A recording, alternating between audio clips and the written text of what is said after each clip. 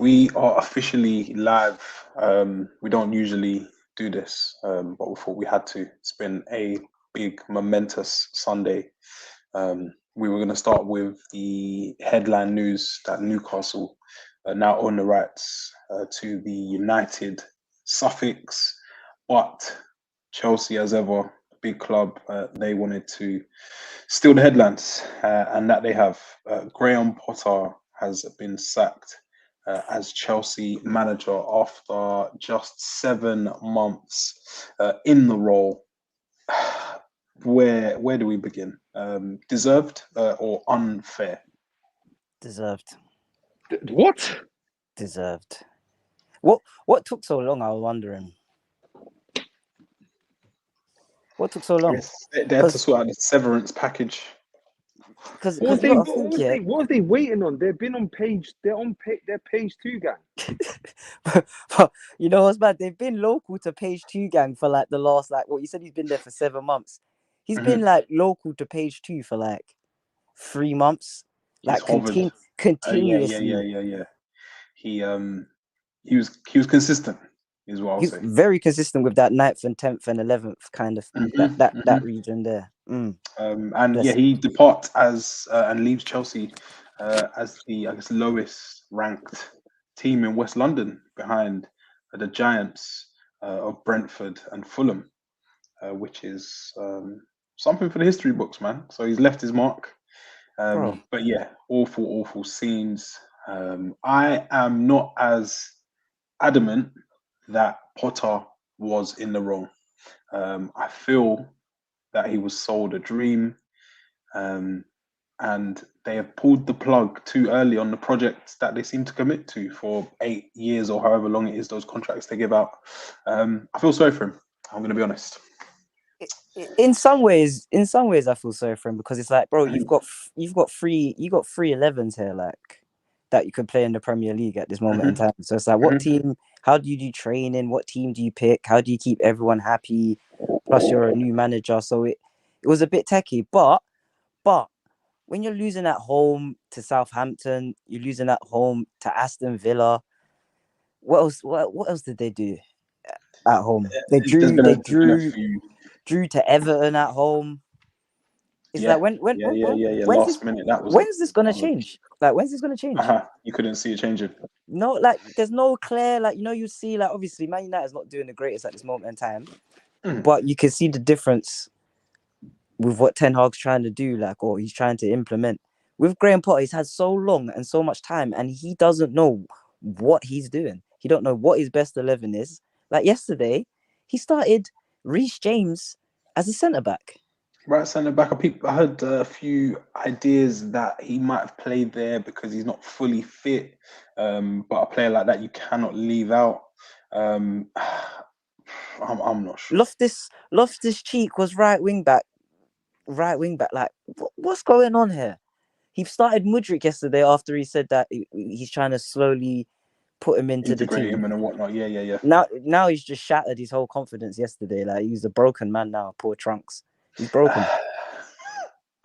Like the Dragon Ball Z reference there. He's broken. Scorch, you've been quiet on this. I know you've recently gone through a manager leaving after underperforming. Do you have any sympathy for your Chelsea brethren, or are you thinking that this is what they deserve and welcome to the club again? Let me just get this right. I just want to. So some American comes in, some yank, and he looks at the table and sees Brighton, and Brighton are doing good, and then he just buys Brighton. Everything, the players, the coaches, the managers, the stewards, everything. He bought Brighton, Brighton's manager, and then sacked him for being Brighton. Do you think that Todd owes fans an apology? Because he's reaped what he sowed in. You know what for me is the most funny thing I've heard in I don't know how long. Mhm. A Chelsea fan said to me today, "There's a clear strategy." You don't think so? Now, wait, no, sorry.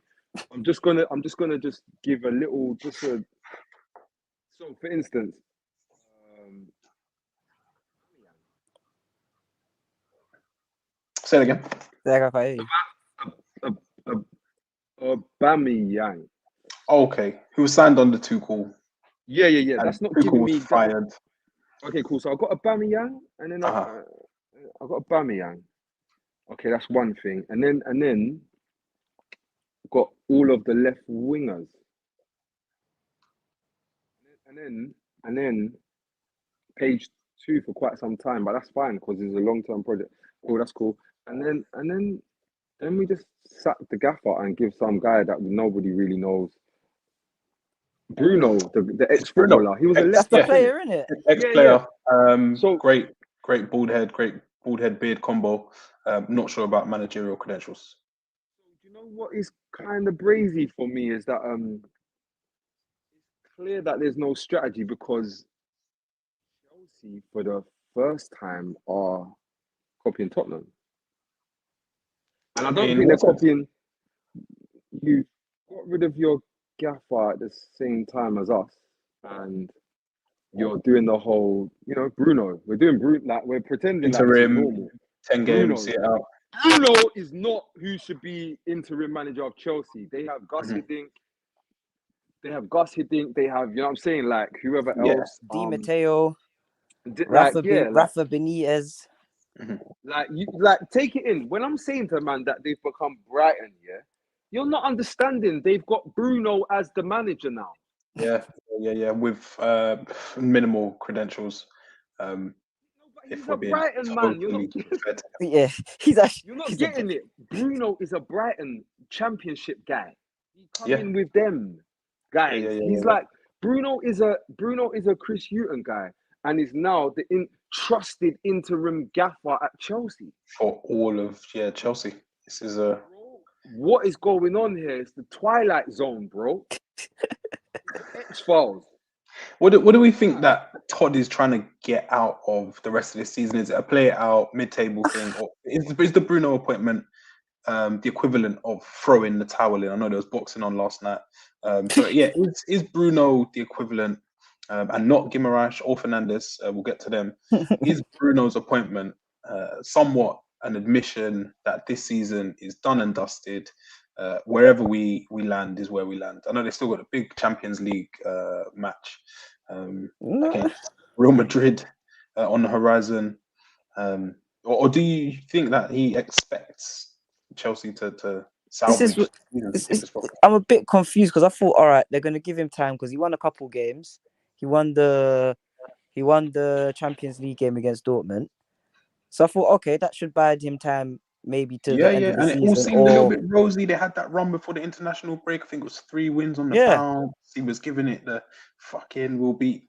Oh, that was sad. Calm. So international breaks come past. You've played Aston Villa, you've lost at home, and now you sacked him. And now I'm seeing that you're linked to getting Nagelsmann, who was just sacked by Bayern Munich. Do we think Nagelsmann will take the job? Or is it a job that is too big for Nagelsmann, considering how he got on at Bayern Munich? Do you think Chelsea will be put off by Nagelsmann, I guess, his audition at Bayern? I don't think Todd Bowley doesn't really strike me as somebody that's got his finger on the pulse of, how things are going at, with other clubs and how like managers are performing. Mm-hmm. So with that said, I think he's like, bro, this is bro. If I was a Chelsea fan, do you know why I'd be concerned more than anything?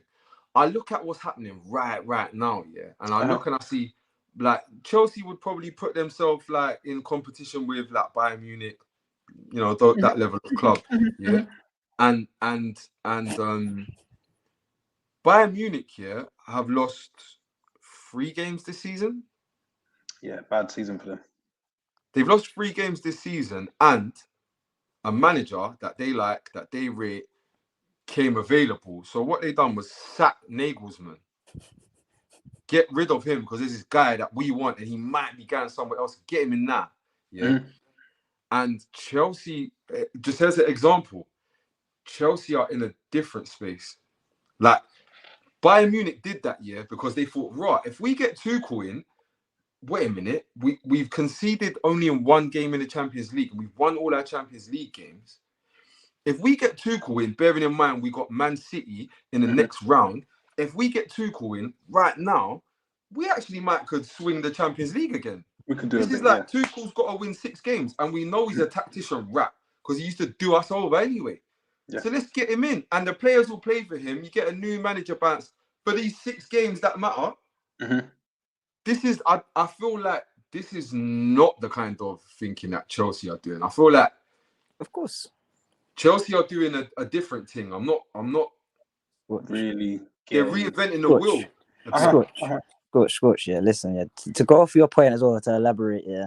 Take this in, yeah. So Bayern sacked their manager to get Tuchel when their manager was doing all right, wasn't doing too bad. So Chelsea sacked Tuchel, and now are trying to get Nagelsmann, who Bayern just sacked, for doing all right. And now Bayern have appointed your old manager that you sacked. Yeah, and you're going to take their leftovers. Yeah. Yeah. And they're taking your leftovers, but they're doing all right at the moment. It's a weird little roundabout swingers type party thing that's going on here. And yeah, it seems like Chelsea are probably a whipping excursion type thing. But there are other managers who are available as well. Some are now unemployed as of this morning, but we'll get to that. I'll tell you what I would say. It'll be so Tottenham for Nagelsmann to be our number one target, and him to go to Brighton. Brighton's embassy, in stations in London. Yeah, that would be awkward. But yeah, I don't know. Is it a big thing to miss out on Nagelsmann right now? Possibly so, but then there are, as we said, other managers available. What do we expect for Chelsea now? End of the season, do we expect a new manager bounce? I guess they have Bruno at the wheel now, and I think yesterday they weren't as bad as the result made out. They weren't bad. They weren't 27 shots, XG, possession, all these good things, and I think that's where it's a little bit harsh because Potter can't put these chances away himself, or couldn't. The players, they always get away free. Walks, come on, man. You're going on like we haven't had this conversation before about a different club and the same manager with the same problems in the same part of the table. Yeah, Chelsea have had this problem as well, though. It's an age-old problem at Chelsea across the last 2-3 seasons when guys like Jorginho are topping your goal-scoring charts. It's a problem that has gone on and on and on. But yeah, I think it's a shame. It's funny how you can be hot property in the summer, and now look at you. Let's get through some of these comments, man. Potter gone. Thank you. The timing makes no sense with Champions League next week. Ridiculous. Jess, who is riding the wave of Arsenal's success, commented 33 players, and yes, they did bleed at home. Rodgers is gone too. Could he be going to Spurs? Watch this space. Listen, I don't want to see that. No association with the treble winner. Fair play. Cam Kick says, I feel sorry for Potter. All the onus is on Bowley. Single-handedly persuaded him on WhatsApp to come only to sack his premier choice. Massive L. Right, can I just say, sorry, whilst you're cutting through these, do you know what I think is deep? Graham Potter was just going through, minding his business at Brighton, just providing. Bro, he's just providing the other teams in the league with good players, doing good business. It's a good feel, man. The Amex was a place. And now he's going Southampton. Coastal region. I wonder what Brighton fans think of all of this. Do you think they're having a small chuckle somewhere? Because now they've ended up with De Zerbi They got a World Cup winner. Caicedo still plays for them. The emergence of Mitoma, Danny Welbeck still scoring. Life is good, man. Life is good. I wonder how they feel about this.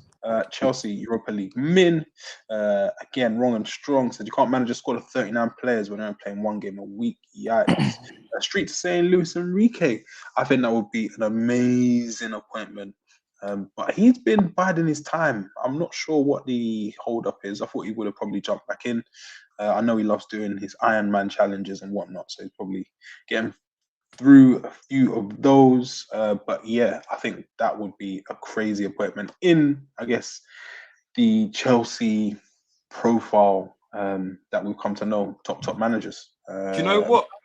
I think I genuinely think for the players that both the teams have and where the clubs are at, I think Enrique is a better fit for Chelsea than Nagelsmann. And Nagelsmann is probably a better fit at Tottenham than a lot of managers as well, I reckon. I'm very intrigued to see how it plays out. And I like that I do like this element of see it out to the season, to the end of the season, because you don't want to make a rash decision, I think, and end up with something you don't want, which Chelsea seem to have keep doing done so far. The whole thing stinks. Yeah. Has Roman ever fired two managers in one season? Ted Bowley, 1-0 to him. Enough about Chelsea. Let's talk about United getting duppied by the Toon Army. We will talk about the facts. Don't you worry about that. If Chelsea get Poch, I'm done. Poch is still out there.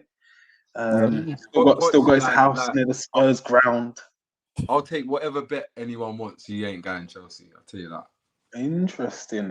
Today, yeah, I think Spurs came out or released somewhat of a statement through some leak or some of their PR, and they're saying that Poch is not their man. They've moved on, which I think is good, man. Don't want to be going back over old ground. Not just no, but we do.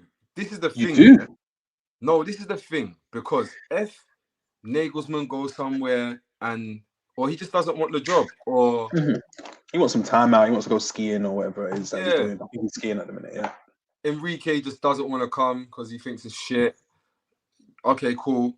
Now, if you end up in that kind of scenario now where man are talking about Brendan Rodgers and Graham Potter, you go and get Poch, because if you're going to pick people that have failed at other places, which is normal in all management.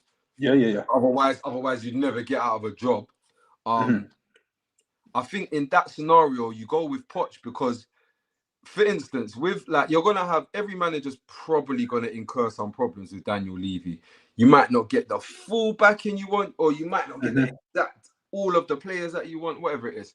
I feel like Poch, the love for the club and the understanding of the club, he will understand how to get himself time, and he will also, I think, also the love that he has for the club will kind of split the difference with some of the problems. Whereas when you look at our season, Tottenham's 4th in the league, we're not having a great season, but we're 4th. However, things just seem like they're the end of the world because of Conte, because he's unhappy. The boy's unhappy. He doesn't rate this. He doesn't rate 4th. And being real, somebody I was watching Newcastle today, yeah. They played Man U, yeah, and even before they scored, the vibe was like they was moving to Man U just because they weren't getting moved to. And it's because it's all positive. They might not listen to this. Everyone's talking like Newcastle are certainly getting top 4. I don't know anything like that. I don't know if they're getting top 4 next season either. However, because the vibe is good, it all just aligns neatly, and the fat guy takes off his top and we're all buzzing. We get an extra 1%. Yeah, it was like watching DAZN yesterday where they only mentioned AJ's punches and didn't mention that he was being punched. Sorry, the vibes were good. Man United players, Cubans, Javianas, out Malia with the Dons. We're going to get there. Don't you worry about that. Nagelsmann to Chelsea, Poch back to Spurs. It's guaranteed. Red Rum, give us all a tenner if that doesn't come to fruition. Maybe Nagelsmann could join United players on a beach in Malia with this whole Malia thing. Man United players should not be allowed in Malia. Don't do that, please. Yes, Lyon PSG. I'll be tuning into that to see Lyon and Lacazette beat PSG and give them, I don't know, what would that be? 8th loss, I think, since Jan. Love that. Roms98, welcome. Big up the panel, smash the likes. Yes, indeed. Please make sure you are smashing the like button, just like Newcastle did today against Man United. Man United were beaten at St. James Park. I don't think it was an unfair or undeserved result. I think it was bang on the money. Newcastle got what they deserved, and United, I think we're deserved losers today. And I'm not worried about top 4, but that's the sentence that I'm just gonna leave, and then everyone else can fill in the gaps to wonder or come to a conclusion as to whether or not I'm worried about top 4. SB, you said that you almost didn't show up for work today, but we had to convince you. How bad was it today? Yeah, bro, when we lose, we lose that so gutless. It's just How does it gutless. feel like There's this? no soul in the loss. Like, you know, sometimes it feels like the world's ending, bro. You could lose, but like, all right, cool. You deserve to lose. Like that game there, bro. We deserve to lose. You know, like I was watching the first 15 minutes and Newcastle was peppering us, pepper steak. Thinking, all right, cool. I'm thinking, all right, cool. What's going on?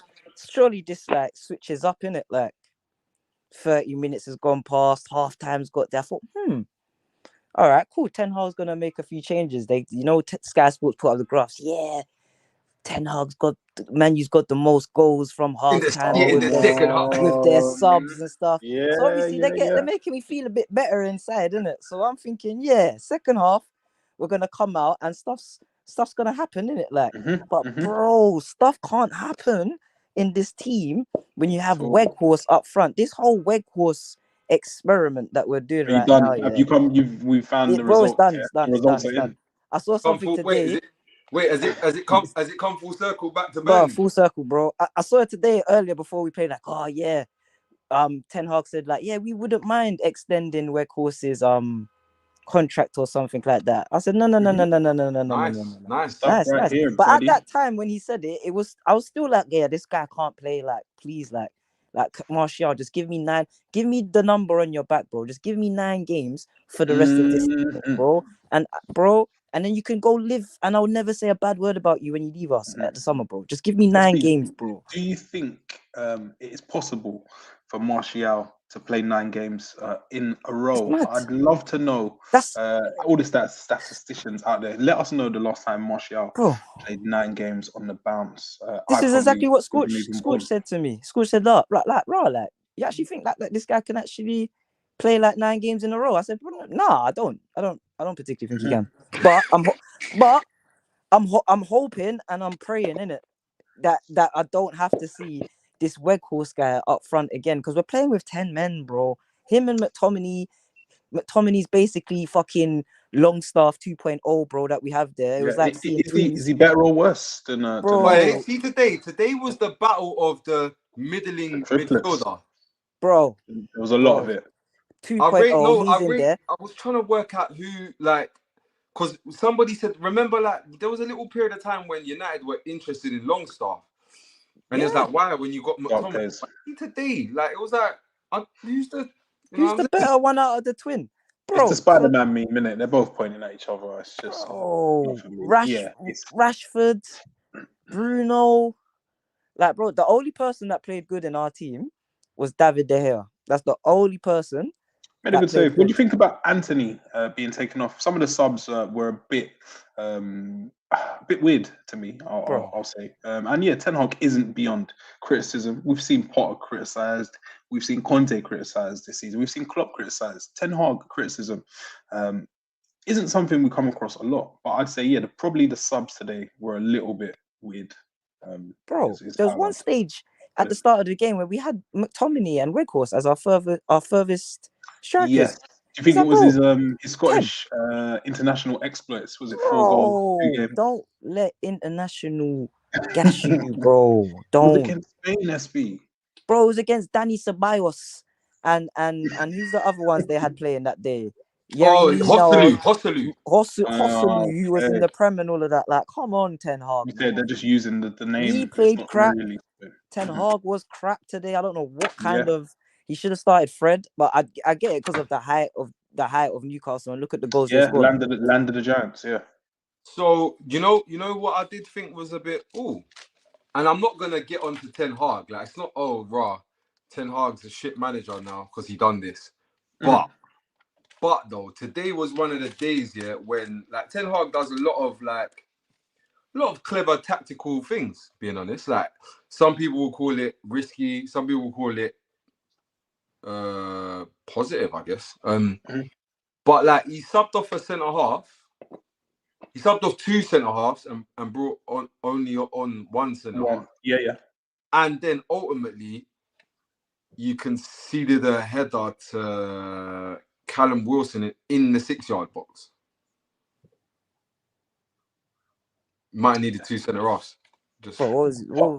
Possibly so. I'm not sure what the idea behind that is. Probably because he taking Varane off when you got a game on Wednesday. His minutes, as I always say, need to be managed. I don't know, taking Martinez off, and he didn't seem best pleased with it, as you'd expect from a World Cup winning centre back. But yeah, they haven't been at the races, I'd say, in away games. I don't know if you've seen the stat that Sky put up. Quite poor statistics away from home. SB, what do you think the difference is between United at home versus away? Do you think it's like a mentality thing, or they're pussios? They're pussios. They're pussios. They're big pussios. Because bro, as soon as Casemiro comes out, obviously people gonna say, "All right, Casemiro was there when we lost 7-0," which I do get.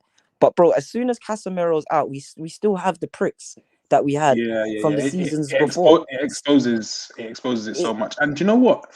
For me, a big miss, and I'm not sure why, because Gabriel Jesus, he was missing from Arsenal. I think it was 15 or so games, maybe a bit more.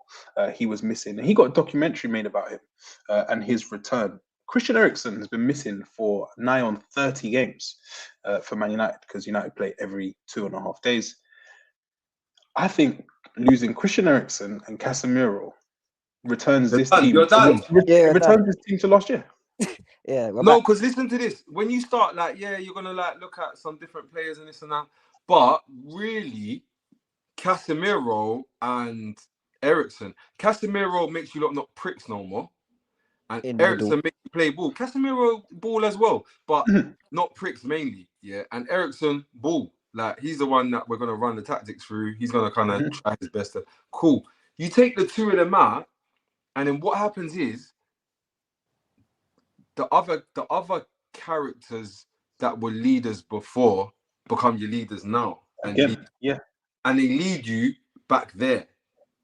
To the mud.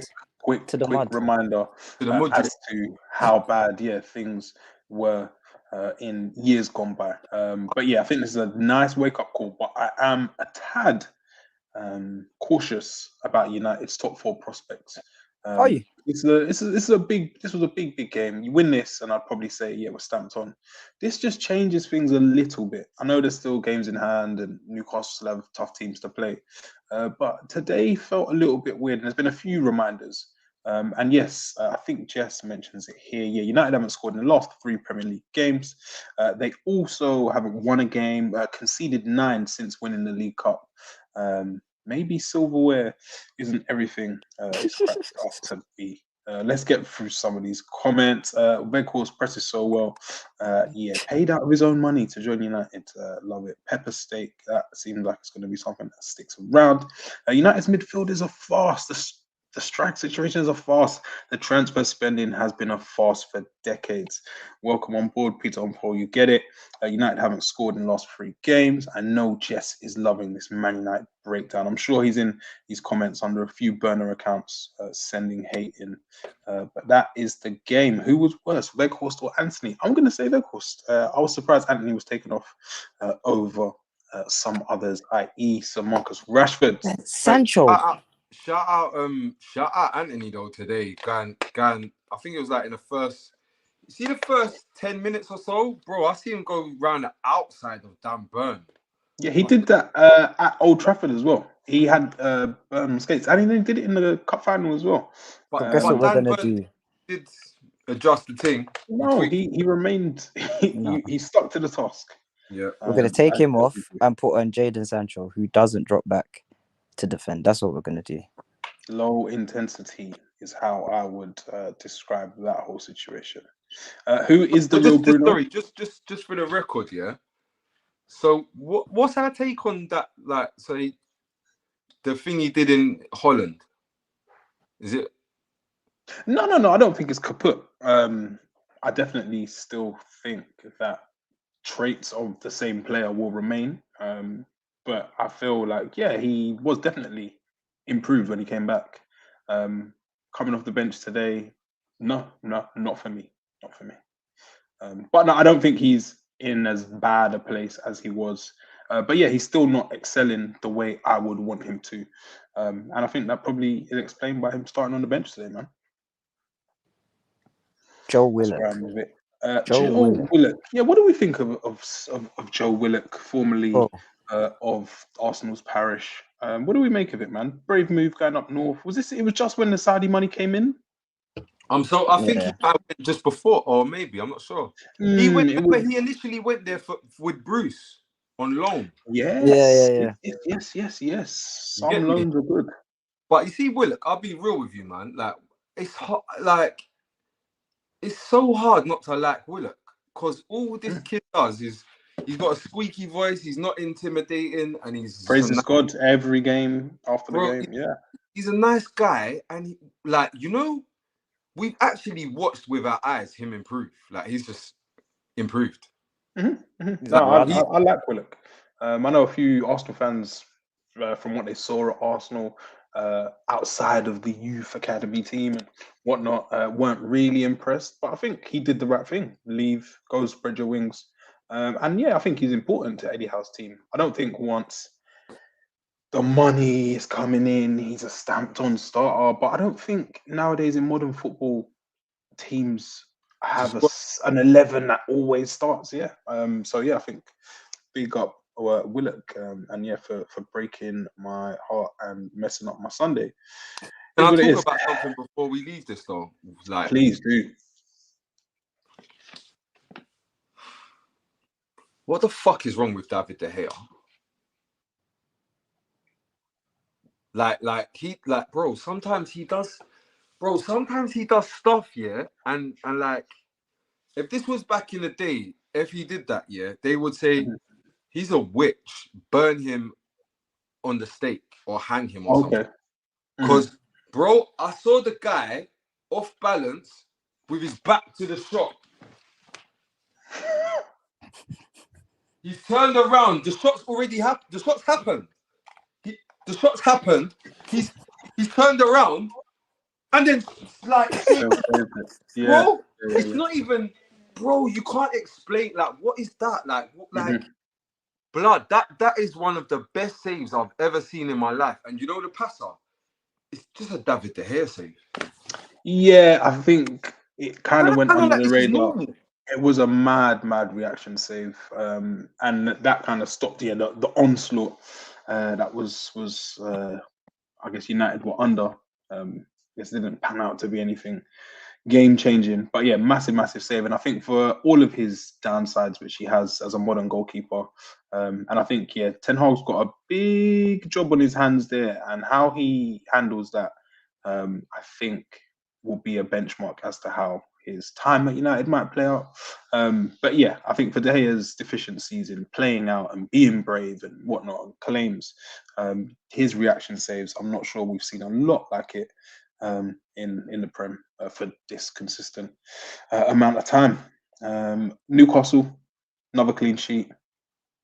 Eddie Howe, 18 months. But what do we say? Give him the keys to the city. Is he the best English manager in the game? No, Graham Potter is done. Hey, Leon's winning 1-0, by the way. Sorry. Lacazette missed the pen. They've been battering them as well. Yo, SB, that nigga, he's on the list. Yeah, he's gone next. He might be gone today as well. It might be a free peat. Yeah, on a Sunday. It's a good time to not have a manager, man. You could pick something up, little bargain. What do we? Something like Miss Cam Kicks, the league is a mess. There's no easy game. Apart from Aston Villa and Chelsea are the only teams on the beach. Those relegation teams are going to go into Wigan mode. Bournemouth have already started. Shout out Gary O'Neill, man. Getting it done. McTominay is 26 years old. If he's not good by now, then he'll never be good.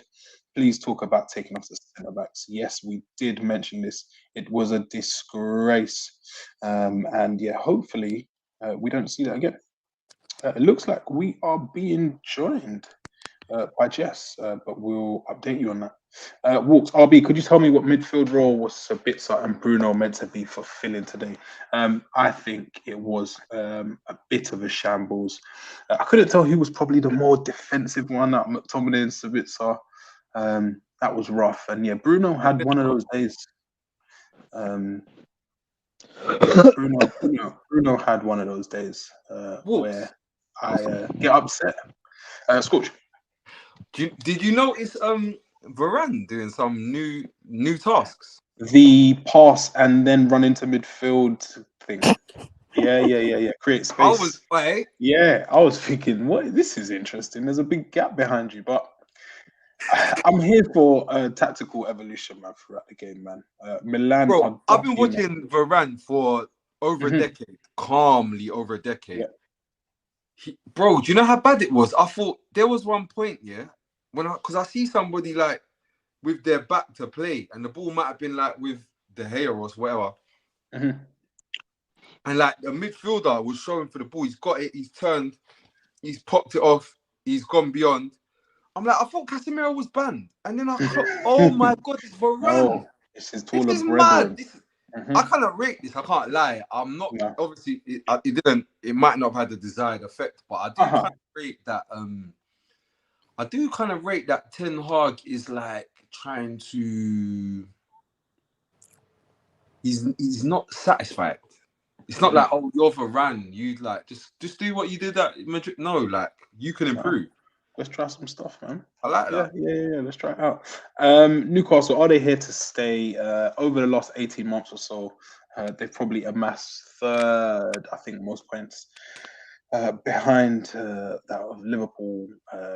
Fourth probably now with Arsenal. What do we think of Newcastle, man? Are they a force? Do we think that we should look out for them? Or should we be worried, or is it just flash in the pan stuff? Just a good season, and they'll fall away. Like teams. Well, I think for the first time in a while, maybe the pennies dropped in the new Newcastle. What Alan Saint-Maximin needs to do to be effective in the team, because he fucking raped Dalot time after time after time. Big miss today was that Aaron Wan-Bissaka. We saw. He was ill. Yep. I know. Oh, sorry. I believe Ten Hag would have started Wan-Bissaka. Is he first choice now? No, I think it's a thing, Scorch. As I said, the squad thing, it depends on what type of game it is. You're going to have a lot of the ball. You might expect to see Dalot. If you're up against a tricky left winger who can turn your world upside down, I probably think Wan-Bissaka might get the edge. So the Man United, sell one of their right backs in the summer and buy a new one, or just fug it out? In terms of priority, I think it's down the list. But I think it is one of those things that will be dealt with in the future. But I think there are bigger issues, i.e., striker and another midfielder that can carry the ball. But yeah, I think RB or right back or modern day fullbacks, MDFBs as they're called, will be on the list. I'll tell you what. Today for the first time for the first time this season, maybe I did think, ooh. Might want to strengthen that right back. I know it's not an emergency, but stuff like today, if you're serious about that, if you're serious about being Manchester United again, the real one, that can't run. That can't run. It's not the required level. Irish Tune says we are here to stay, and I like it. Big up. It looked like it was jumping today. And yeah, well deserved. Newcastle move into third. Welcome on board, Jess. You look like you're sitting on a throne worthy of a champion. I'm in bed. Oh, sorry. It's the perspective. Are you sleeping on us? It's a sick bed, guys. I ain't got long. I just want to say, are we not going to speak on Marcus Rashford? You know, I'm always here to speak on Rashford. The purple patch is over. Pardon me? I said you're late. The purple patch is over. I've been in this thing the whole time. I'm wrong and strong in the comments. What do you mean? I'm late. You ain't spoke about Rashford. Talk the things. Let's I go. did. He was in New York. Go on. Yeah, man. Yeah, that's not enough. That's not enough, guys. Yeah. United haven't gotten any worse or any better this season. Yeah, they've been playing at this level. I do want to say though, good point with regards to Eriksen and Casemiro missing, because Casemiro's a miss, Eriksen's a miss, but the two of them both missing, that is going to impact you severely. But I think part of the issue was, I always say it's not good for a team to win when you're playing badly.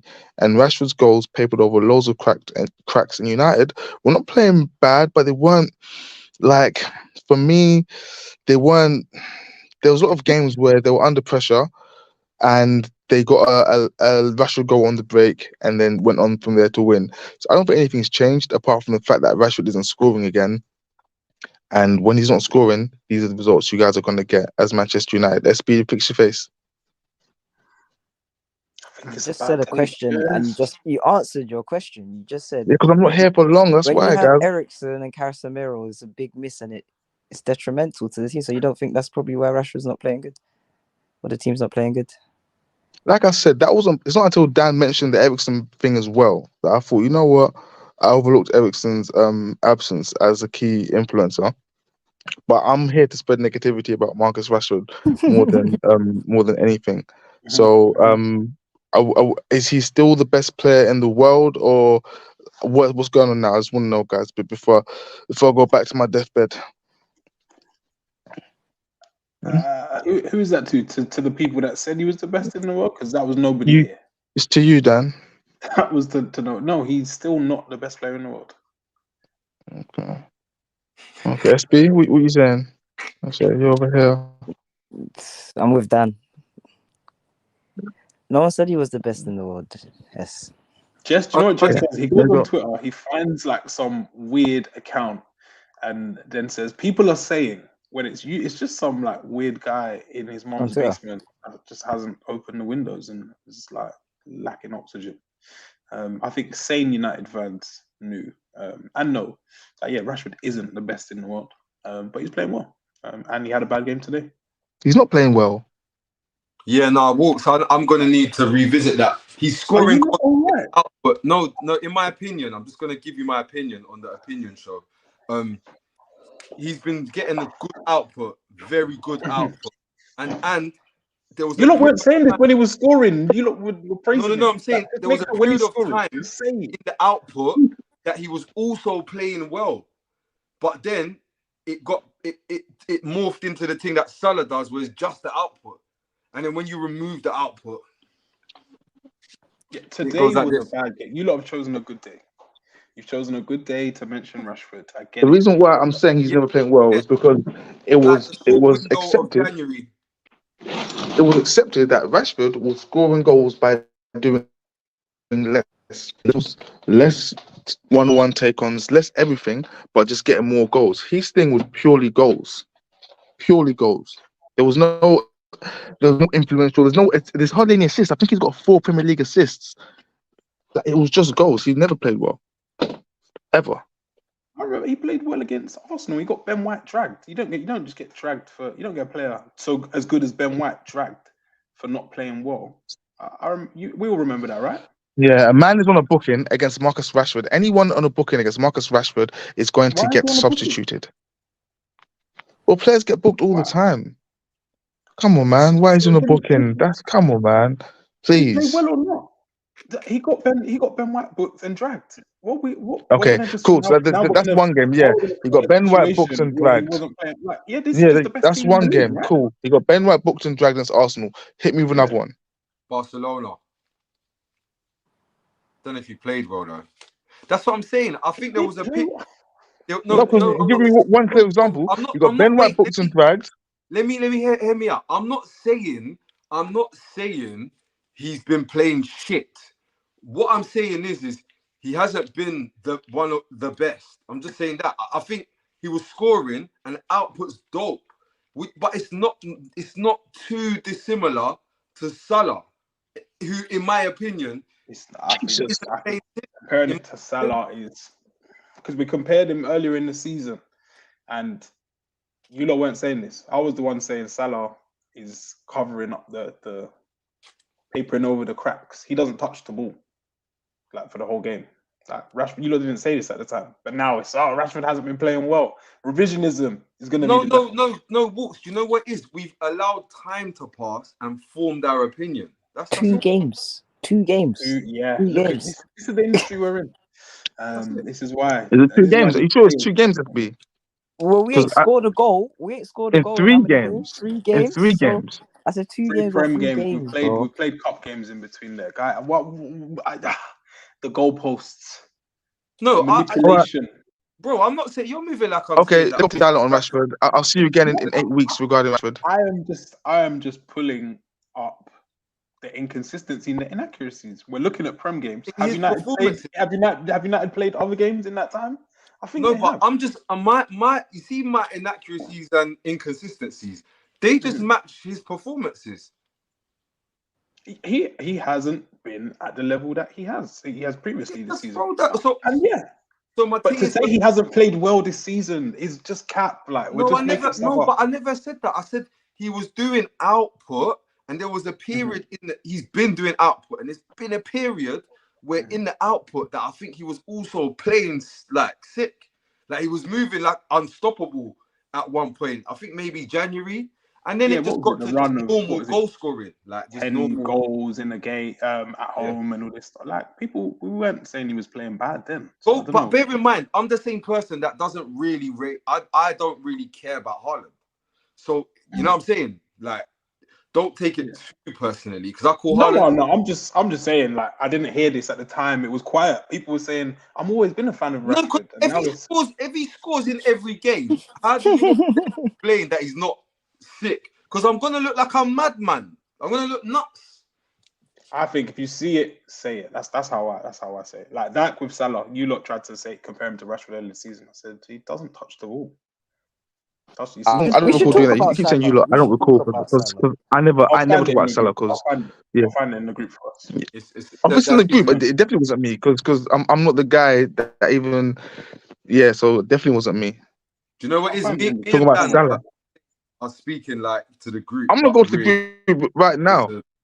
Yeah. Tap in, man. Tap in. So I think someone screenshotted. I think it might have been you, Jess. Someone screenshotted Salah's stats versus Rashford's stats. Do we want to speak about? Do we want to speak about Liverpool, Chester? Yeah. I was happy to, but Jess has come and. I thought he was there for Arsenal. I thought he come to talk about Arsenal. He just come for Rashford. It's mad. There was an absolute pounding yesterday at the Etihad, even though the atmosphere didn't really support that theory. There was an absolute carnival taking place, especially on the left-hand side of the pitch, or Man City's left side. It was joyous scenes that we haven't really seen before at the Etihad for Jack Grealish. Man City pumped Liverpool 4-1 after Liverpool took the lead through a great Mo Salah goal. But yeah, that wasn't the tail of the tape. They were well and truly beaten by their ex-title rivals. Do you remember when people say that was the best rivalry ever in the Prem? And now there's a massive chasm. That one, that shot there, isn't it? Yeah, there's a big old chasm, a big Grand Canyon-sized gap between the two teams, which is a shame. I love it. You're the best. Oh, this is the best rival. No, it's not. I would love it if we beat them. Love it. I think they had out of the 6 years, 1 or 2 title races with them. Yeah, guys, can I speak on my thoughts on Liverpool? Yes. I'm most upset with Liverpool because they had me thinking they were good. Now Liverpool were actually a good team because they had a way and a style of playing which was conducive. Everyone was on board with this. Yeah, it was just high energy, high rhythm, high intensity. Okay, and had put players in. Well, was that so, Scorch? Positivity. It's a bit like what Newcastle are doing. Exactly. Okay. And everything was just going in the right direction. You guys have heard me say this before. Liverpool were operating in the Goldilocks zone. Everything was just right. Okay. Now the minute, not too cold, just right. Okay. Now the minute, Trent can't launch these long balls, and have a mad fast guy from Senegal who would win at 80-20, not a 50-50, yeah. So a 20-80 even. He would win that, yeah. And look, and with quality. With quality, okay. The minute there's no one to hoover up these second balls like Wijnaldum and that, yeah, we're seeing the cracks. I watch Liverpool play now, and there's no like. It looks as if they're improvising as they go along, whereas before there was patterns to their play. To get the ball out wide into the channels and so forth. Now I'm seeing Hendo get the ball and he's thinking, okay, what do I do next? Whereas before is get the ball in the half term, hook it over the top to that one of these fast guys on either side, and there's none of that, guys. Okay, and I want to know what is this now, because I know what I'm seeing. I know what I saw, and I know what I'm seeing now. So I'm asking you guys, what has changed at Pule? Because apart from Wijnaldum and Mane, everyone's still there.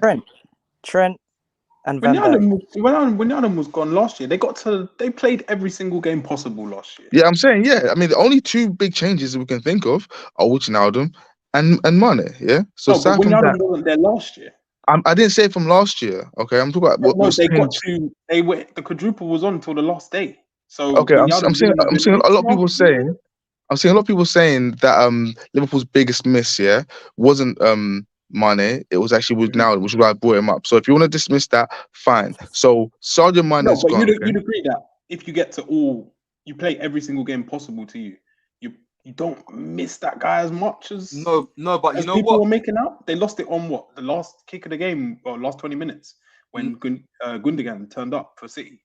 Do you know what though, Walks? I hear that, but though here's the massive but though. Yeah, I think last season is a case of it looked like they was okay without Wijnaldum, because I think this season you're realizing they still haven't replaced him, and they definitely haven't still replaced him. Yeah, but like they ain't replaced him yet. Yeah, but yeah, I think if you do better than when he was here in his, let's say, his last season, like, can you say you missed him that much when you? Okay, cool. No, but you could say they haven't replaced him though. That one's debatable then, yeah? That one's debatable. So forget Wijnaldum. I only mentioned him because, like I said, a lot of Liverpool fans have said that he was a bigger miss as opposed to Sadio Mane. So Sadio Mane has been the only... Because Sadio Mane is the best African player. Yes, just the best African player. Where? When? Today. Now. No, I'll tell you when. I'll tell you when. Today. No, the one that gets booed for Bayern. The one that gets booed for Bayern. I'll tell you when. I'll tell you when he's the best African player. He's the best African player when Mohamed Salah is wiping tears off his face and he's picking up the award for best African player. That's gone now, isn't it? Like, so guys, now that we've settled that the season before they were still on top because they played every game they could have played. So this season, the only thing that's changed is Sadio Mane. So where has it all gone wrong? The tiredness. They're tired. The asthma pumps ain't pumping like they used to pump before. They're a year older. Henderson being rolled out. Harvey Elliott starting in midfield in big games. Fabinho's falling off a cliff. No, I'll tell you the problem. Van Dijk doesn't have someone to carry him when he's not at peak performance. Kanate and Matic both haven't really been the required level. Listen, I knew, when I saw it, I was watching the international break, innit, and I saw Holland get spanked by France like 4-0, innit, yeah. Yo, I saw the Dutch OGs dissing up Van Dijk, telling me like, where is he? They said, man, show yourself. Like, you talk all this, you want all this, show yourself. Cool. They played Gibraltar, didn't play that great. They still won, but it's Gibraltar. So I'm thinking, they got Man City on the weekend. I'm thinking, how's Van Dijk really going to be feeling for this big game that he's got coming right now with all the negativity that's around him? And, bro, he just dropped another stinker again, bro. Another stinker. Go on. Where do you rate Van Dijk, honestly? You know, like Kabul? Jonas. Yeah. You remember Kabul at Spurs? Whoa. Yeah, Eunice. He had that little, Eunice had that little 18-month stage out there when he... That's what I rate, because I can't put him in the same categories as like your Companies and your Rios and your Terrys, because That man didn't just do it for 18 months. You know where I've got him? Do you know where I've got him? And man won't want to hear this year. I want to hear it. By the way, I was just gonna say, like, when you lot were saying like, where's it gone wrong? I was thinking, when Liverpool were popping, you would never see Milner and Hendo as a midfield partnership. Double What pivot. the fuck is they doing as a midfield why partnership? is that happening? But yeah, Why did they booed Milner as well? That was a bit harsh yesterday, I thought. I've that, man. got VVD round about Toby Alderweireld kind of. Yeah. Oh yeah. Because I put Vertonghen above that. Oh yeah. Okay. Ooh. Where would you rate him compared to? What would you rate him compared to Prime Koscielny? Ooh. Zones. But Prime Koscielny was never ever. Anyways, His I injury have more hexed him in it. questions. I'm playing in it, but his injuries messed him up in it. Since he had that injury, he's never been the same. He played all the games last year where they did so well. Walks, I'm out, bro. Walks, list, bro. I'm not like, talk to them. So then what about Trent then? Because Trent was in every single game last season as well, and right now he's looking like a zombie. No, but in the back Trent four didn't right have now. Trent didn't have a possibly career-defining injury. Man, that came back last year. I'm just like, he was all right. Like he was in Champions League finals and stuff. He was calm. Like One thing I know, they lost because Show yourself. Show yourself.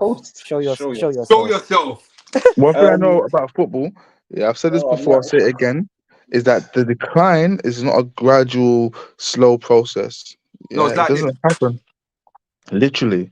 Yeah, and I feel like Liverpool are in a place right now where 2 or 3 players, maybe even more, I'm being friendly, have all hit the decline at the same time. Jota, he looked like a bum yesterday. Jota, come on, guys, man. Bro, everything that was good about Jota is not good about Jota now, bro. Like all that. Now listen. I need to circle back to my Goldilocks zone. Okay, Liverpool were in a place before where no matter who they brought into their club, apart from Minamino, yeah, no matter who they brought into their club, it just worked out. No, I disagree. No, yes. Do you know why I disagree? Naby Keita. But you see Jota, yeah. I do think Jota was like almost like a nice little bridge between Salah and Mane when they weren't really getting along. Like I remember he was starting ahead of. That's when it was lit. It's not lit. That's what I'm talking about. This is what I mean about this zone that they were in. Everything just worked. Okay, you got Shimikas coming in there, and when he's playing instead of Robertson, it's just working. You don't even know that Robertson's not playing. You got everything that Trent touches turns to gold. Jota came in, lovely. Luis Diaz came in, lovely. They could do nothing wrong. Okay, and then they even had who was that centre back they had? Nate, was it?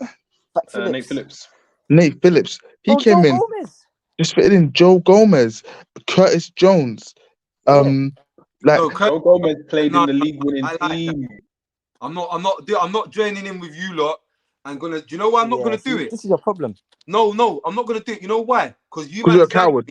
Because I used to like Morgan Gibbs White, and you man made me stop thinking he's good. Yeah. No, it happened. I never did that. I never did that, brother. I wasn't one. I don't do this, coach. Walks, you are one of them because I tried to talk to you about Morgan Gibbs White, and you told me he's at Swansea. At Wolves. Scorcher, I'm going to defend you because Dan will pop down anyone if he disagrees with what they're saying. He'll make you feel like a lunatic. Yes, I'm agreeing with you, but that's not my style. If I don't agree, I'm not trying to, I'm not trying to. I know there's a way to disagree, and then there's the way you disagree. How do I do it? How should I do it? Just make sure, Scorch, yeah? The Dan disagreeing is, I can't even do it. It's beneath me. But Scorch, just make sure, you keep the Dan disagreement to Dan, okay? Because I don't ever put people down in their opinions. I'm very inclusive and liberal. I just want to know if we're talking about serial winners who have contributed year in, year out, and talking about their declines, we cannot and will not stand by and allow Curtis Jones propaganda to be circulated. No, you missing the point I'm making. What I'm saying is this, okay, yeah? Okay, so I'm just reading comments.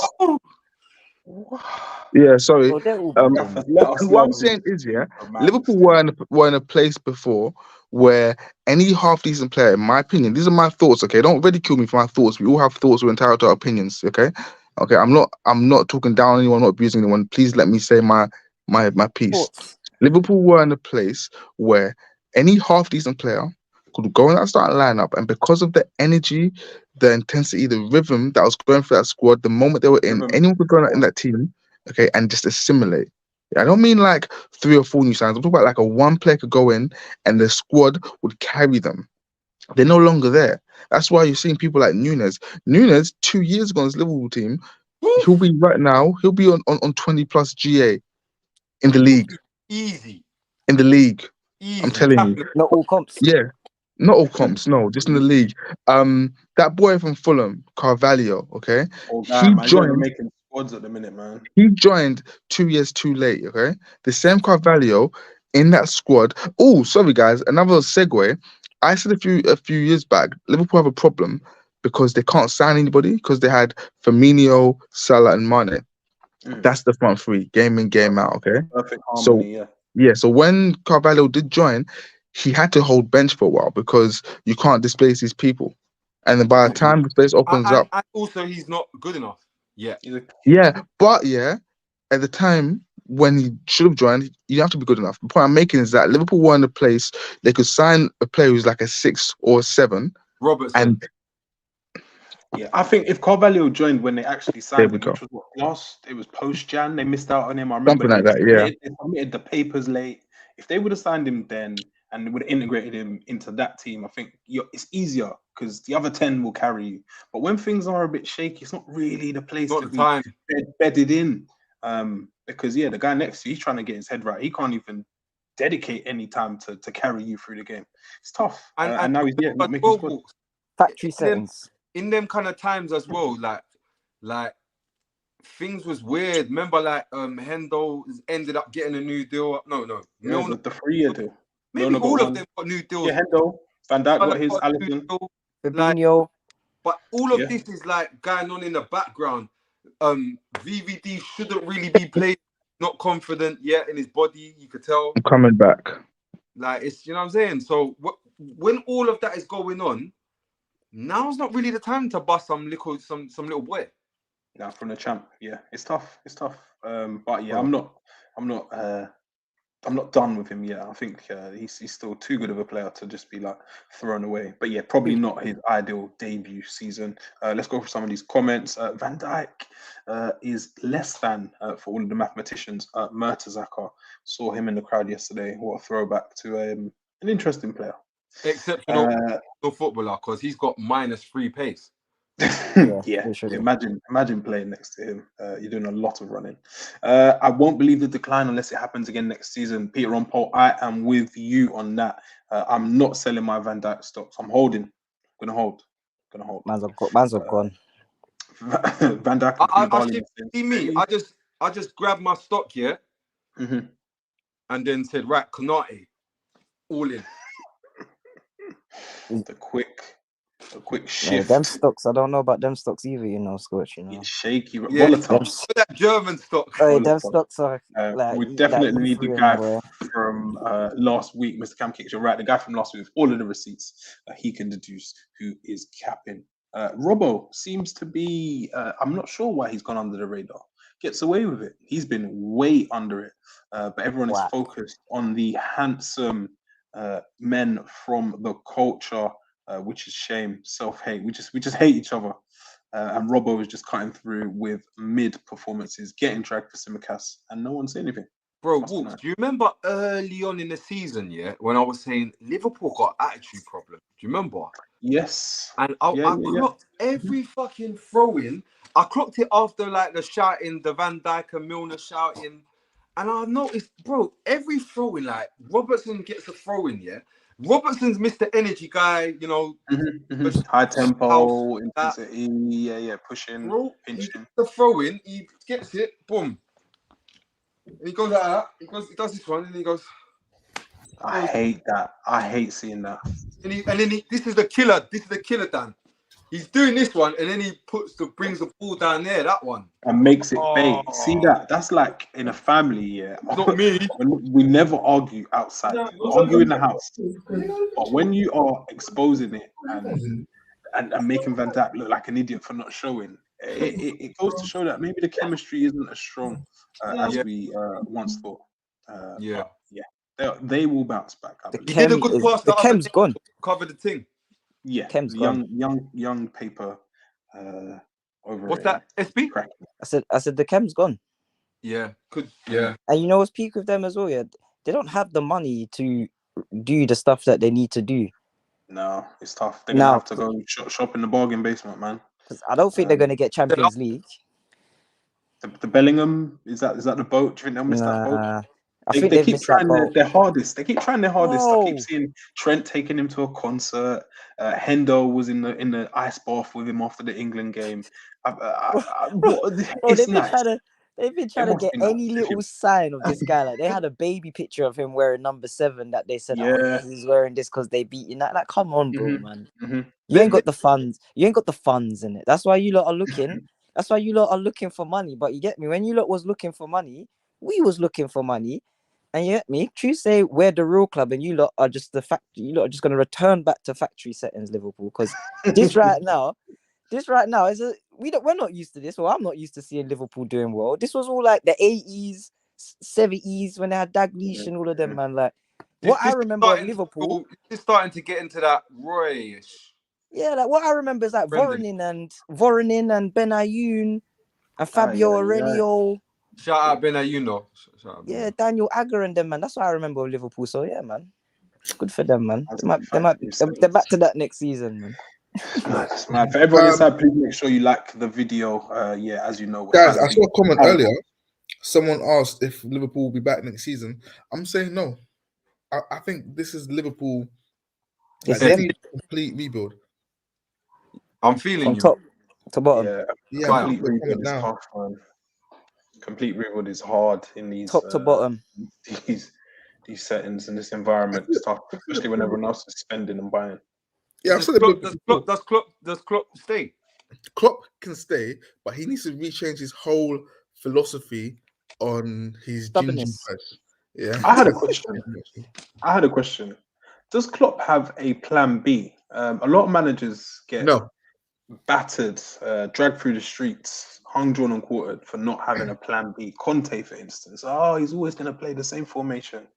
When things are going wrong, does Klopp have a plan B, or is it just more of the same? It used to be Diogo Jota, but now he's a bum. Now it's Suicide Squad. Oh, sorry, just I just want to drop this one in there. You know, you said about Conte. Yeah. Do you want to know what his plan B is sometimes? What he does, he does this clever thing, where he takes a shit wing back, and another shit wing back, and then he swaps them sides to make the game even harder for them. Last year, Matt Doherty had a little run at left wing back. Sorry, he had a moment. All right, can I just say now, before we forget, speaking of wing backs, I'm gonna keep saying it, and you lot are gonna keep making out like I'm mad. Jed Spence Grealish is a left wing back. Every single game, bro. Every single game, he makes a last ditch tackle where he's bombed. I don't know what's going on. I don't know why he's there. He's the last run man. Yesterday was a little bit weird. Why? Can I say something? How was he able to catch him? So can I say something? When you guys put that in the group chat, I wasn't watching the game at the time. On set pieces such as corners, it's very normal for someone like Jack Grealish, depending on how they set up, to be like the one that's doing the tracking back. But what about open play, Jess? Because he does it there as well, bro. Helping out. Jack Grealish is doing this. Up and down. Yeah, he's left wing, like slash. He's saying he gets it, and I guess that's what Pep wants, isn't it? In his system, he wants these guys to be it's working. As intense without the ball as they are with it, and I think he's clearly showing that signs and those signs. Sorry, and I said this the other day. I was laughed at.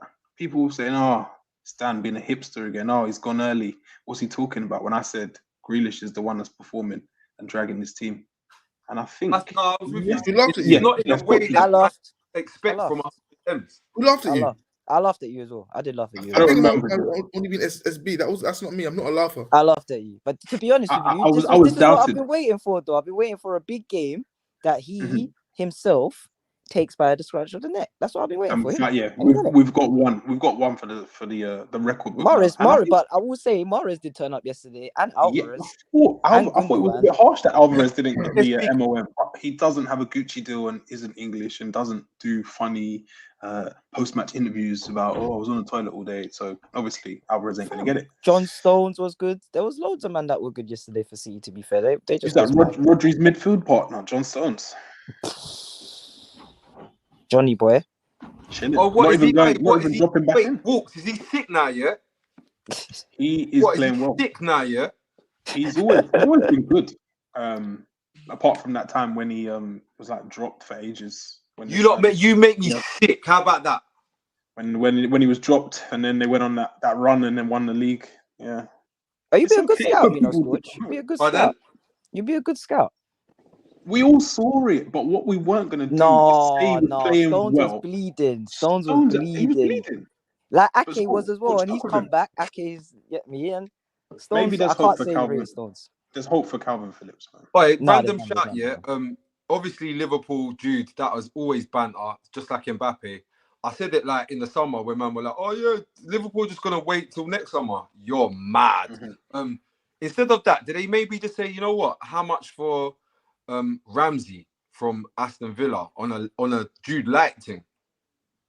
Ramsey, I thought he'd not fallen away. He kind of went quiet. His manager was Steve Gerrard. Which is tough. But no, I've liked what I've seen in recent times, man. He seems to have gotten whatever it was that had him back. He's got that little intensity that I like. And yeah, his dad was a former boxer, fought Ricky Hatton twice, I think. So I guess that's in the genes. Swinger top. Yeah, so yeah, yesterday when you're squaring up to Reece James, I thought, Reece, you might want to. No, I can tell you by, you know what it is? I can tell you by the way the Under Armour absorbs. Yeah, at such a young age, it's a problem. It's a problem. See? It's too, because you know what it is? It's too much testosterone, Walks. It's crazy. Because they're not big bags, but they're fast. Yeah. You're floundering. City, they're going to go on this run where they win 20,000 games on trot. Looks like it to me at the minute. Yeah, with Alvarez, yeah, because he's sick. How about that? Alvarez makes Man City play 10 times better football than Erling Haaland. I don't care how mad that makes me sound. He makes Alvarez play them 10 times better. I said it before the game. I had some people in the group chat like, "Oh, there's no Haaland today. Like, this is going to be tricky." I was like, "Bro, you're mad. Like, City won the league. City won the league with no striker. And not only that, now they've got a striker that can get involved in their play as well. He's giving Baby Aguero, but not initial Baby Aguero. Aguero that got remixed by Pep. That one. He's got his own little style, man. I like it, man. And yeah, 14 million. What a bargain. Yeah, we'll see how it all plays out. Yeah, both teams, Arsenal and City, are not letting up. Arsenal smashed Leeds. I think in that first half, Leeds did all right. Ramsdale showing his worth. Wow, that is horrible. And it is Easter next week, but Jesus is risen. And he is, now back. A little brace, a light brace. Back home, new celebration. Everything is good. And you know what's scary? Emirates. The clocks have gone back. Short sleeves. Emirates in the sun. Beat down. It's a good moment. Guys, can I go again? Because I'm ready.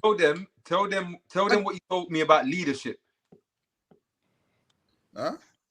Leadership. The skipper, Odegaard. You're talking to me? Yeah. Remember, I said to you time ago. Yes. No, yesterday.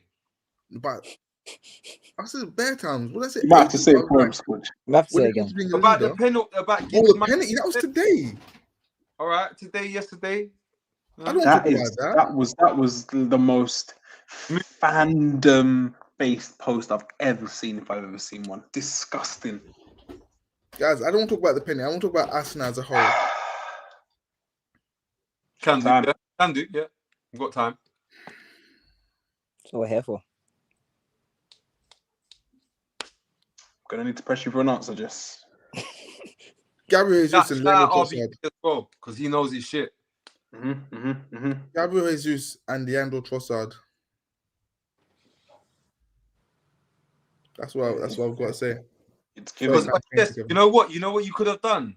You could have spent 88 million, yeah, and you know what you would have got? Mud. That way, the upside down. Trunks. Trunks. You would have got trunks of it. Medical shout.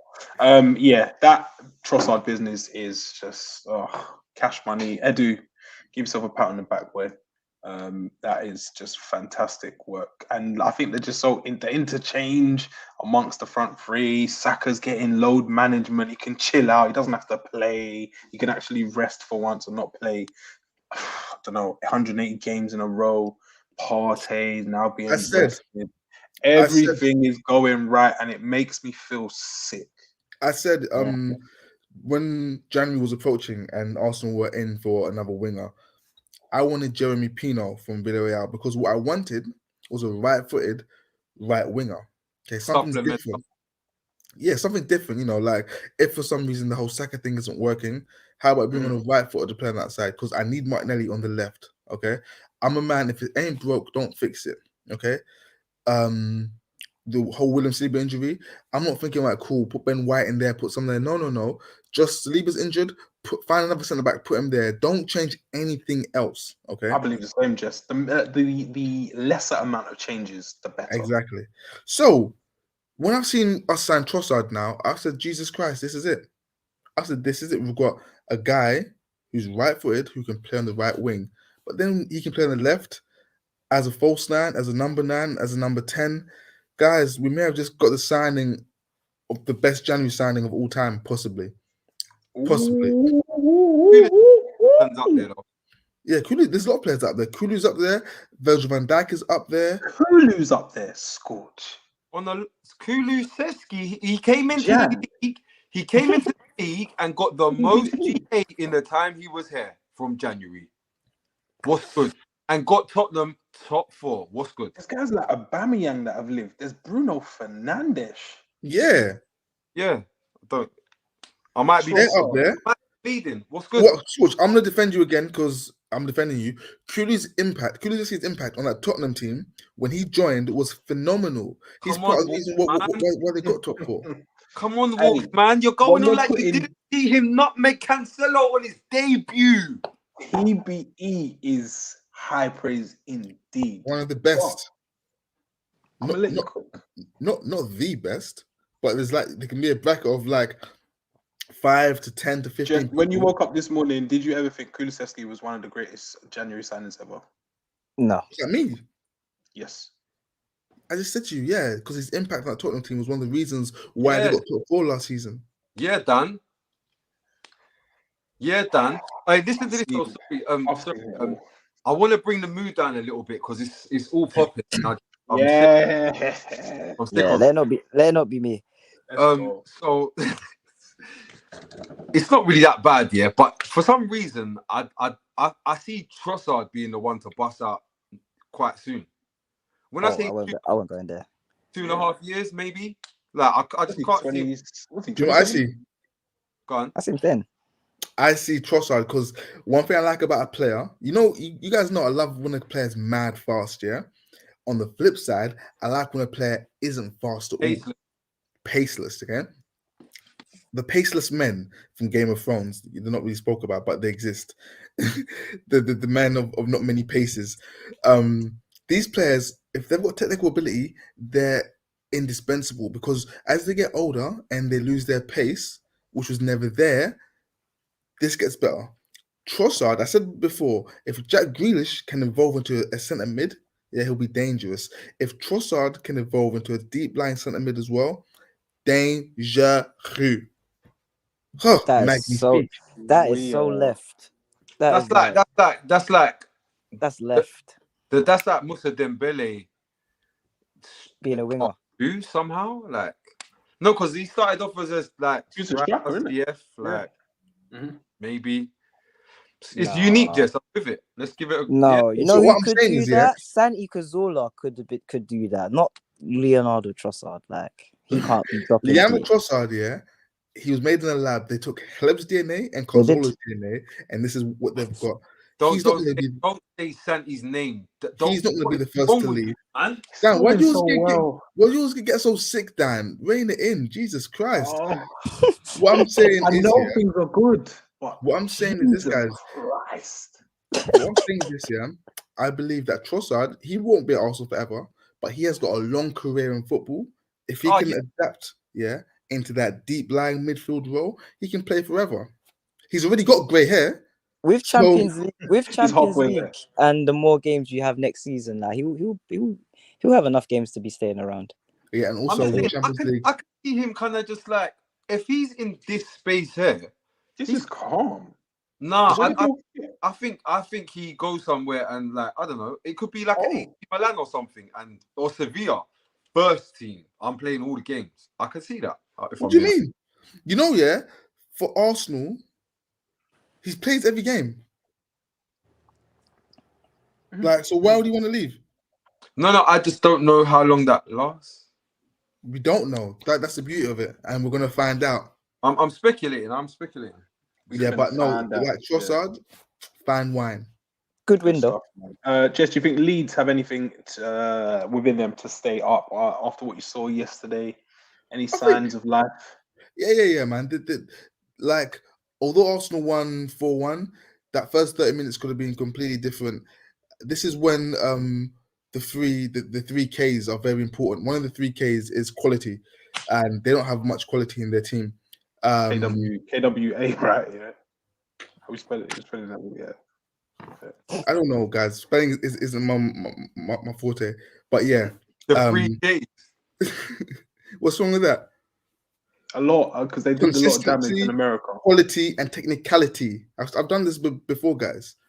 So if they had more quality, then they would have done better. I think they got the Somerville guy. There's one next guy, Sinistera.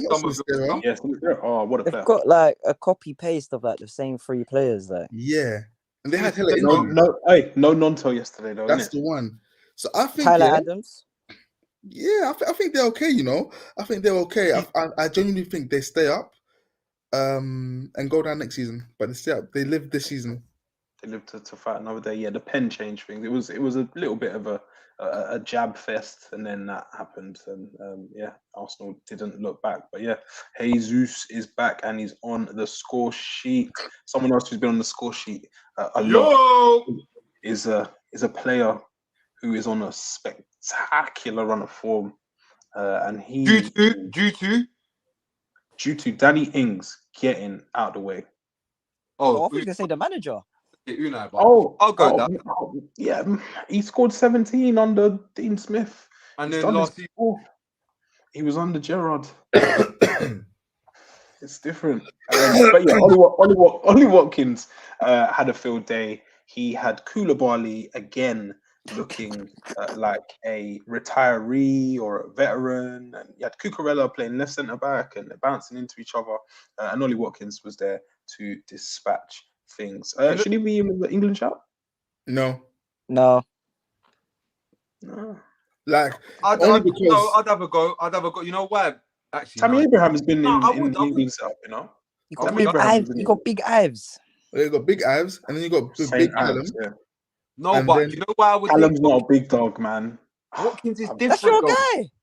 He scored today 2 goals in 16 games. You lot made me disown him, so I'm out. I rate it. You could see the quality difference with him and Isaac, innit? No. Do you know what? Sorry, can I just cut you lot? Sorry. Do you know why I like this happening to you, Walks? Because I know you know deep down that Tony's going to come back good, but it's going to be too late by then, and you've disowned him, and you're ex now. Oh, Wilson. Yeah. No. Tony. I'm saying Tony. Oh no, Tony. I'm not Tony. I was Wilson. That I was like, you lot made me. Oh. Yeah. No. The Tony 17, ice in his veins. giving it to opposition fans. Guys, you guys are saying too many nice things. I want to bring the mood back down again with some negativity. Drag it. Philip Coutinho lied to all of us, and we should all go and get a refund. The man is a super fraud. Super fraud. There's a guy, you guys probably never heard of this man, very little known man called Bernie Madoff. He's done a massive Ponzi scheme. Oh, yeah, Ponzi. Coutinho is Rupert Madoff, is the Madoff of football, because he's what is this? The fall off cannot be that steep for someone that it's trickery. Was it trickery?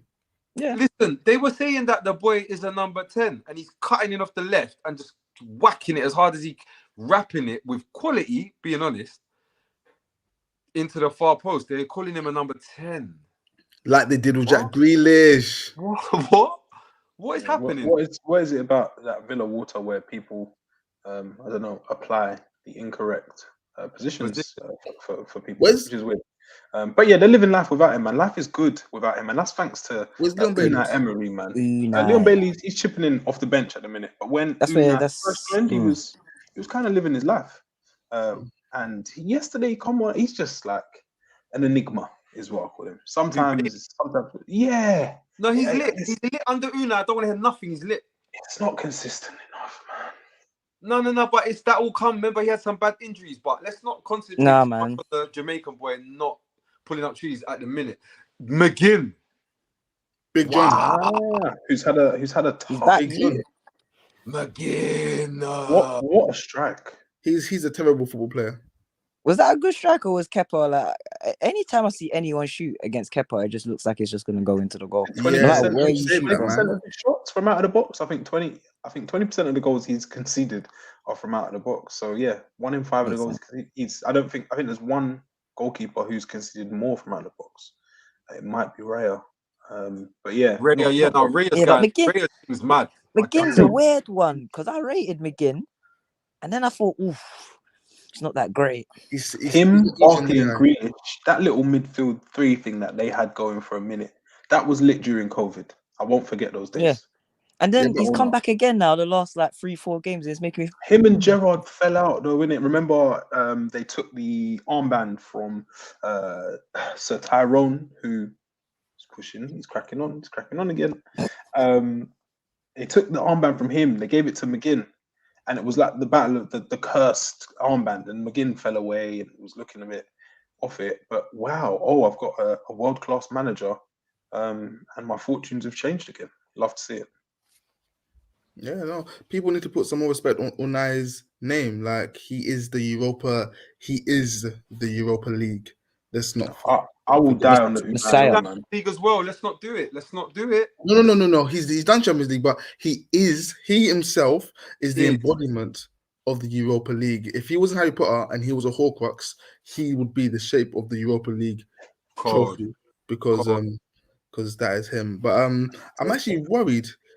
See anyone coming into like these Chelsea jobs, who else is free? Like the Tottenham jobs, yeah? You need to understand that the Premier League, it's not like a cakewalk. Your Nagelsmann's is, yeah? You can't just walk into our league and think, okay, let me look. Okay, I got Pep, I got Klopp, Ten Hag, Arteta. No, because then you got Unai Emery's at these clubs. You got De Zerbi's. Like, I like where our league's going. Like, from a they'll slap you in the face. Yeah. They'll slap you in the face, like so. You gotta everywhere. It's not just and look left and right when you're crossing the road, man. That's the Premier League. Yeah. Who did they play? Oh, Chelsea. Listen, Chelsea are bad because we spoke about Graham Potter in the beginning. We're not about Chelsea. João Felix tries to run through people. I just listen. I've heard bare people buzzing about João Felix, yeah, and he's the best. I can tell they haven't watched him ever play, because if you've watched him play, you know he's having a jolly up. He's having an absolute jolly up, dribbling guys, 17 shots a game. Obviously, like I'm saying it like that's not what he's supposed to be doing, yeah. But he's having a jolly. What he's doing is he's enjoying it before he sorts out what he's doing next season. Literally, he's getting match fit. It's good, man. It's good. Looks he's the bright spark. And I think Potter tried and died, but yesterday he seemed like he wanted to get Chilwell further up the pitch, like the glory days of Tuchel. Touches in the box, highest player up the pitch. But yeah, it wasn't to be. Him and Ashley Young had a nice little tete-a-tete. Ashley Young. What a guy, man. Did you see the XP? Did you see the XP on the back post? He still manages to do it every year. I'm sorry, how is he still here? Testament to, I guess, his grind.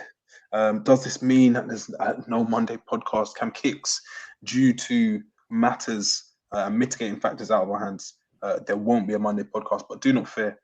We will have some midweek content for you because the Prem is back in just 2 days.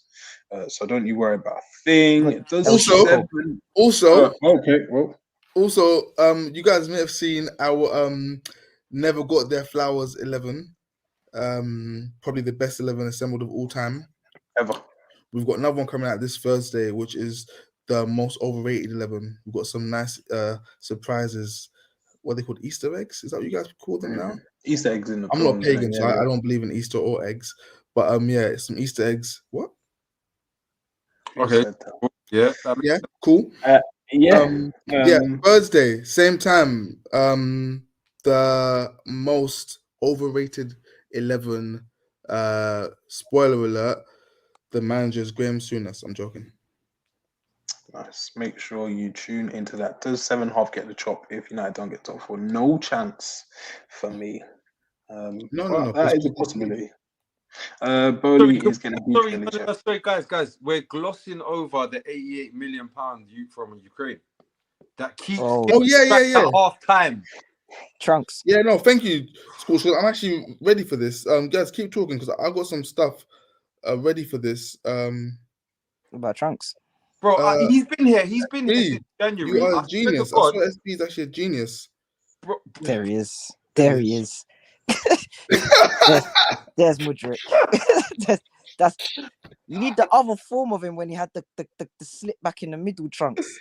He had that's the Super Saiyan Trunks. That's when Mudryk gets up a level, but he ain't scored or assist. So he's got the middle part in joint. I know they do the 007 joke on Twitter and whatnot, but he's approaching 00.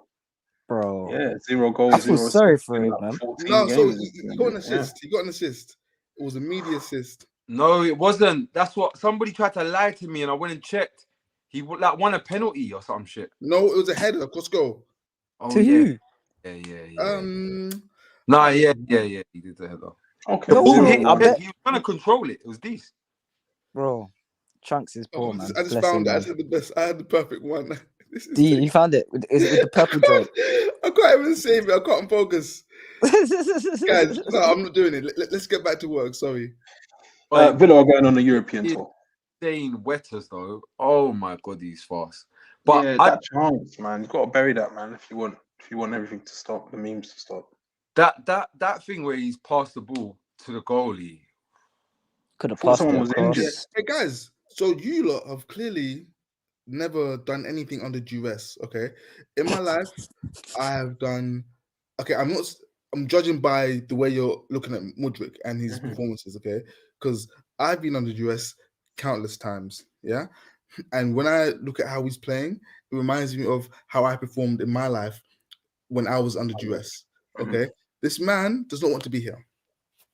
He has to be here, and that his performances are a result of that duress. Okay, so let's not judge him because this is bigger than all of us. Yeah. So let's just, he's here. Enjoy. We can't enjoy it because it's not good to watch. But Mudryk is just a swimwear model. Just to be clear, we're going with Mudryk now, yeah. As it stands. Okay, as cool. It stands. No, cool. I got you. Not looking great anymore for any more. The relegation battle seems to take twists and turns all the time. Forest looked like they were going to get 3 points yesterday against Wolves, and then the spitting Daniel Podence equalised. For Wolves. Brennan Johnson scored. We mentioned him having a good little season. You like what we see? Yeah, man. I'll be honest. I would like to see him come in to kind of supplement Son's. You know, I know he doesn't necessarily play on the left, but I've seen him up top too. And the way he's both footed, I feel like he could. He's got enough to. I see it. But no, Nottingham Forest at home, good money for me. Up the Palace, yes. Roy Hodgson is home. You'd love to see it. Mateta, a player who was signed, I think, under Hodgson, came back and repaid the faith. Scored a good little goal. Bro, the first touch? First touch. Wow, on the turn, bonkers. It's funny that you said it was Roy that got him now, because it's like, bro, I've never seen this guy do a damn thing except just look big on the pitch. And then Roy's come back. Look, and Roy's come back, put him on in the last 5 minutes or something. Bro, the guy's taking first touches like fucking Van Basten or Van Persie, bro. It's like, oh no, it was Bergkamp that first touch. What the hell was that? Yeah, it was. And did you see who passed him the ball? Fired it in. One of the brothers of destruction, bro, that passed him the ball. One of the IUs, bro. The princes of Ghanaian football. I said, yeah, Roy. They had that 20. I think they had that 20. Mad. Mesut Ayew, bro. I swear, they had about what? They said they had like 20 shots or something like that in the first half. Was it more than the previous 6 games? Bro, I think it was. Patrick Vieira ain't seen that much shots all season, bro. What's going on? Wait, I've got it here. 31 goal attempts to 3. Crystal Palace, you know. And then they had a part where they had no Zaha as well. And this is without, this is where Zaha came. Wait. I just clocked. Do you know what's cold? This is why you got to respect Roy Hodgson. Because they didn't used to score. Yeah, they didn't score enough, yeah. He's gone away and they tried to like reinvent the wheel, and he's come back. He said, right, cool. Look, I'm gonna get my rope out. You don't know I did a thing with the rope. Right, cool. But he's tweaked it. 30-something shots. They're not good enough, obviously. But if we take 30 shots, we can get 3 goals. It's a numbers game, man. Roll the dice. It's mad. Yeah, people thought he went away and was just sitting, chilling in the Costa del Sol. He went away and he did some learnings. You're never too young to get a book out and learn a bit. And that's right. You know what he did, Walks? He watched Chelsea a few times and said, that's it. Look, see. Yeah, if he can get Potter a job, he says Palace won't be his last job as well. Wow, guys, looking at this Leicester team, because obviously Rodgers is gone now and they are getting relegated. You know what's funny actually? Before the Crystal Palace game, they didn't see themselves as being in a relegation battle, and with 10 games to go, they are in the bottom 3. Yeah. Who from this team goes? Gets picked up like Maddison, Barnes, Dewsbury, Holt, and Didi, Castagna. Yes, Castagna, yes. And Nacho. That's it. No, it's just 2 players. Barnes? No, not even Barnes. That's where Barnes is meant to be, bro.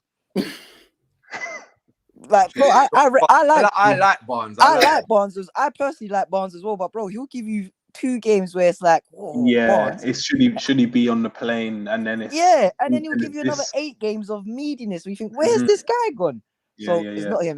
It's Maddison, and I see some bits in Dewsbury Hall which makes me think maybe we can do something with you, Dewsbury. I don't know if we can do. Couldn't live with Eze yesterday a bit, you know. Yeah, you know what it is with Dewsbury Hall? It's techie, because what it is you know you're gonna invite him to 7-a-side,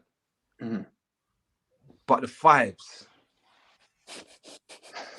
Is that's where? No, I'm just saying the 5s is a bit more. You know what I'm saying? You know what I'm saying? A bit more time, a bit more space. Yeah. No, yesterday he was in one of those South London cages that we always hear about. But no, good. Wait, hold on one sec. I'm going through this list. You man wouldn't take Ward. No Switch, go away. way. Go On a away. month of Hey, Sunday. go away. Faz. What Let about me speak. Faz? Not Faz. Switches, please stop this Faz now. is fake, He man. plays for Belgium. He went to the World Cup. I can I'll take remove Harry him. Super. All right, cool. Okay. I got another one. Suyunchu. Guys, Oh, as I was God. saying, since we're going down this path, yeah, before we wrap up, there's one player who I need to leave the Premier League immediately. And it's not because he's not very good. It's because he's not very good. And about a year ago, I heard his transfer value was around about £75 million. You've heard the saying, jack of all, master of none. This guy is a master of one, and his free kicks. His name is James Ward-Prowse. He's a terrible. What a player. As a football player, he is horrendous. What about Let golfer? him stay under the microscope Great in golfer. the West Ham game. He is atrocious. There's nothing like his crossing isn't even that good. Set pieces, dead ball, yeah. But when the ball's in play, get out your feet and cross it. He's not even that good. He's literally just free kicks and now penalties. He's not a good player. Does he need a At move? all. Walks, would you like to respond? Counter. Yeah. I like James Ward-Prowse as a player. Another one of my mates, he consistently says he is meh, M-E-H. For those who haven't heard that before, look it up. I think there is a good player there who is Good free kick amongst taker. some dross, if I'm being kind, if I'm being harsh, and some youngsters as well. But him and Romeu, that little partnership there, I saw great things. I saw him, Stuart Armstrong. They gave teams hell. I just think they're in a very bad place post Hassan Hootel, post Nathan Jones, who's the postman. Where did it start going wrong for him? Hassan Hootel. Well, this is the other thing. I noticed the word you used when you was describing what you think about James Ward-Prowse, and you didn't say he's sick. You didn't say I rate him. You said There's a player in like there. him. I noticed the word you said. I like him on a like thing. Like there's bare things I like. That is it's whatever really though, isn't it? I think he's a good player. I don't think he's gonna drop into the champ if they go. Put it that I way. just said, yeah, my issue with him, yeah, like you said, he's a good player. You like him. My issue was that last summer or the one before, he was rated at 75 million euros. 75 million. Yeah, I've got the screenshot on my phone still. You can't be rated that high, and people's opinion is there. I like you. If you're that price, yeah, people need to be running you down. They need to be bidding wars. No, but what it is, Jess, is Southampton is by the coast. Yes, coastal. So where it is, you see, by the coast, the drugs come in there usually, yeah. So where it's closer in proximity, the price is cheaper, and I think that had something to do with the price. So you're saying his price will be more than 75 mil? Armchair gaffer economics. More than you believe. Yeah, so now James Plus for me does nothing at all, man. I saw Ainsley Maitland-Niles come on. So today was my first time actually putting him under the microscope. And I'm waiting. I'm there like this. I'm waiting to see what is JWP outside of set pieces. And there was nothing. He's waiting for outside of set pieces. And then Ainsley Maitland-Niles came on and played the ball from the middle of the park, down the middle of the park, on the floor, a pass on the floor to another player. Yeah. I'm like, was that so hard, James? Ainsley's done it. Yeah, he's been on the pitch for 5 minutes. You've been on the pitch for 75 minutes. You couldn't do this. You know what my thing is with James Ward-Prowse? Because there was a little period of time like where I was thinking, some of my brethren was trying to say to me, Tottenham should sign him. Yeah, there was a Spurs link. Link. But they wanted £50 million, the sick people. But anyway, and my brethren was trying to tell me, you can take set pieces. What? But one day I saw him playing for England. And I just said, yeah, man. No, nothing. It's not good. Just not enough. It's not no good. It's just there's not much there, and what is there? There's not much. It's good for Southampton. If he never had his free kicks, I hate to take away people's attributes. Reductionist. Yeah, but without his free kicks, he is a nothing football player. He's like I said in the group earlier. He's a poor man's Hendo. A poor man's Hendo. Because Hendo's actually a decent athlete. Not anymore. You know? No. Sorry, I'm talking about. See this Hendo right now. James This Ward-Prowse one. is this Hendo's poor version of this Hendo right now. Wait, hold on, not with a splash of Milner. No, that's a diss. Milner's cold, actually. That's What? Yeah, Villa did bid for Ward-Prowse, got rejected. So you see how highly Southampton rate him. But yeah, we'll see where he ends up. Potter to Southampton is a good fit. Go over there, Potter. Don't come to Tottenham. I don't think we'll be seeing him for a while, man. Poor thing. I think that's ruined him. He's gonna be enjoying that 80 M's he got. Leicester's that available. Contract, or that 60 M's they gotta pay him out for 6 months. Yeah. Garden. Wait, he's come up, SB. He's in the garden. Oh yeah, usually. You know, Potter was top 3 highest paid managers in the whole world. Wow. With a 6-year contract. Right, shout out my guy Todd, man. I can really see the strategy. He's hit a lick. Yeah. So last time Chelsea fired someone, I think it might have been Andrew Villas-Boas, he couldn't work again until the contract was over. Something like that. So they fired him. Come to Tottenham. It was was chilling for a good while. Because he couldn't work. Di Matteo was on gardening leave. They're also being paid because Chelsea was still paying him.